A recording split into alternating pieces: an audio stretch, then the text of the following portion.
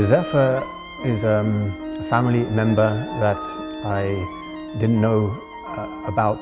I know I have a great-grandmother, but I was for many, many years unaware of even her name.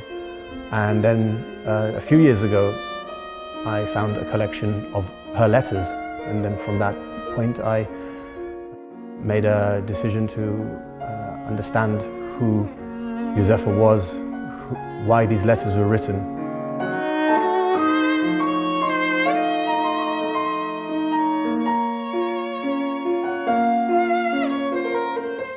Бачу, як сходить і заходить сонце. Бачу, як вечоріє, сходить місяць і ладні вечірні зорі. А де ж моя Яночка з ладною усмішкою, що мене так тішила? And Jozefa was 76 years old when she was put onto the train and then sent to Kazakhstan, and she was a mother of 6 children. Jozefa was repressed because she was given the classification parents of a traitor. So her son Aloisi was in the Polish police force and sent to this remote location in North Kazakhstan at Tubinsk.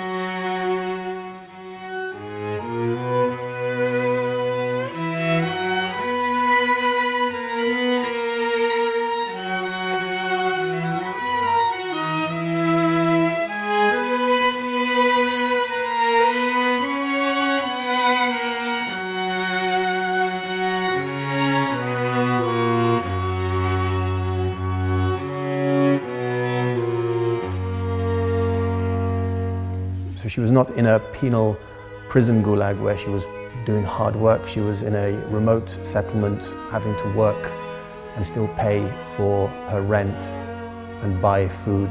And from this remote location, Jozefa would write asking for the main requirements for continued survival, which was food and money. She was only writing to her daughters. Яночко моя наймиліша, ти мені пишеш, що я гніваюсь на тебе. О, єдина моя дитина, єдиний скарб мій, найдорожча моя коштовність. Ти нас годувала, ти нас одягала, ти нас втішала і найбільше з нас всіх працювала. А від батьків нічого не брала. Я все пам'ятаю. То за що ж мені на тебе гніватись? За твої добрі вчинки? Матір зла на своїх дітей не тримає, а про добро ніколи не забуде. І про добрі вчинки. Я твої солодкі слова забути не можу. Завжди я з тобою. О, Яночко моя. Perhaps the one letter that summarized the entire story, which there is only the one letter, was the one envelope that was discovered. It has 2 functions. It's an envelope and a letter. Jozefa is writing in every available square centimeter. The words are squeezed in on every available bit of space. And this is addressed to her daughter Maria Bodjak, the BSSR, the Belarus Socialist State Republic, and it is coming from Tubinsk, which is Jozefa's address, which she writes in as the sender. So these 2 addresses represent the distances that this letter had to travel, 2,500 kilometers. And from the post stamps, the marks, we have 2 dates. One is dated the 21st of February 1941, and the second date is the 4th of March 1941.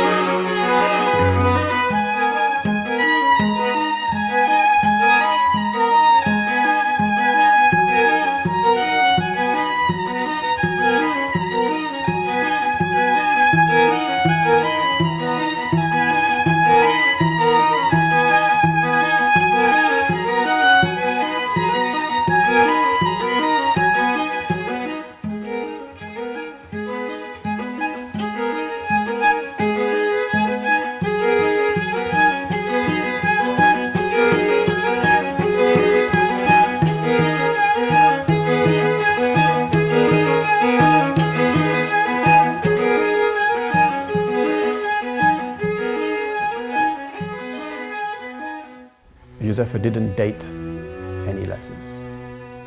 So we've had to judge the letters of what we think was the order in which they were written, based on the content and the topics that are being talked about.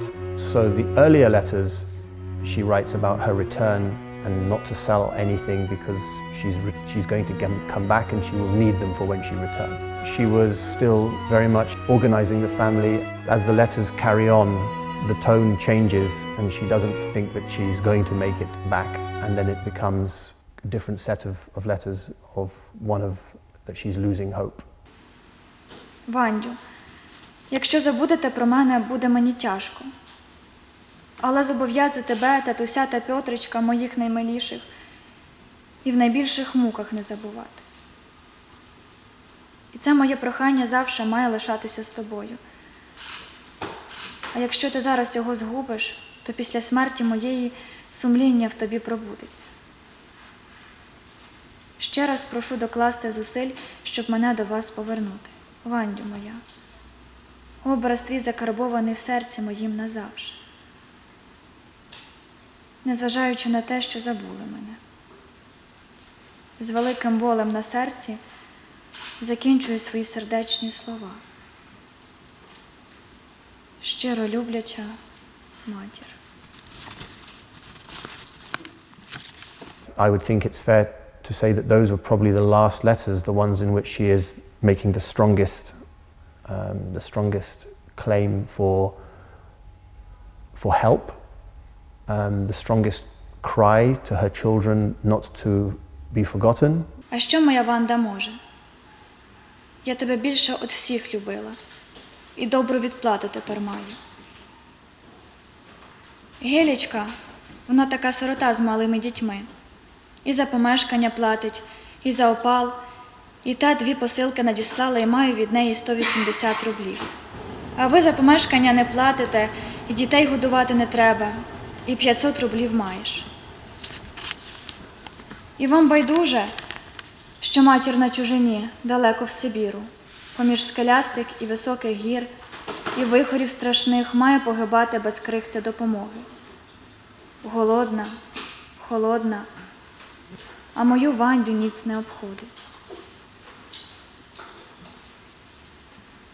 Дивно мені, що тобі сумління дає спати, але, мабуть, сни твої страшні. Там і крики, і бурі, і ліси валить, тим виттям пагорби до тебе кричать, жалібно голосять. Рятуй свою матір. And then the letters stop.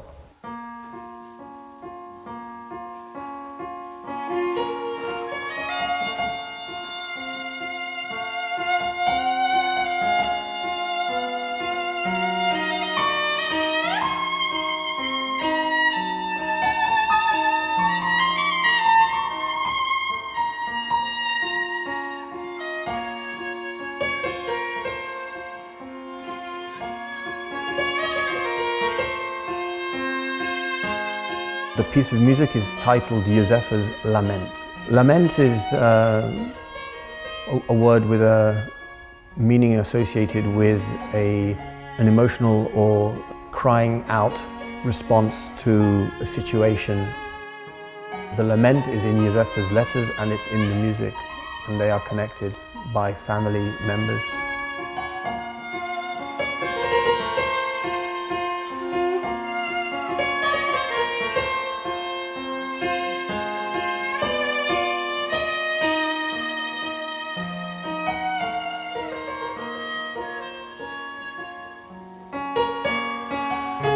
My father composed the piece in his early 20s, 22 years old. There is only one recording that was ever made, and that one recording was made when my father played this composition in the room of his mother's flat in London. In the room present would have been his sister, Zosha, Sophie.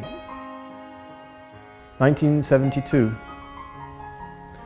So he would play this composition on his mother's piano, and his mother is Jozefa's daughter. He is Jozefa's grandson. and Jozefa's granddaughter is in the room recording it. And then this recording gets put into a bag and effectively lost and forgotten about for the next 43 years.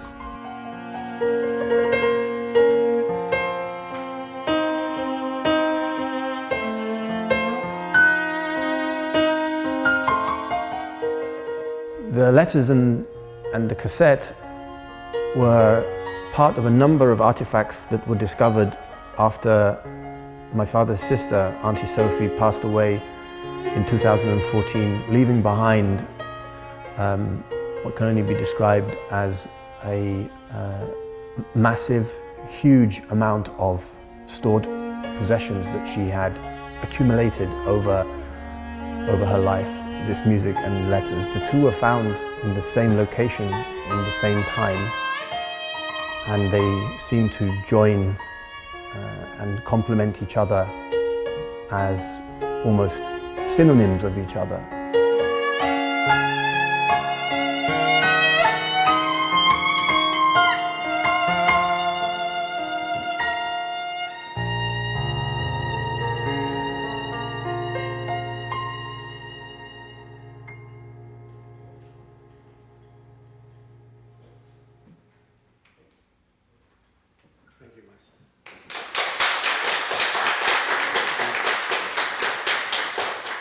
When I started making the research and the history, I realized it's not such a personal story because it's the story of so many people.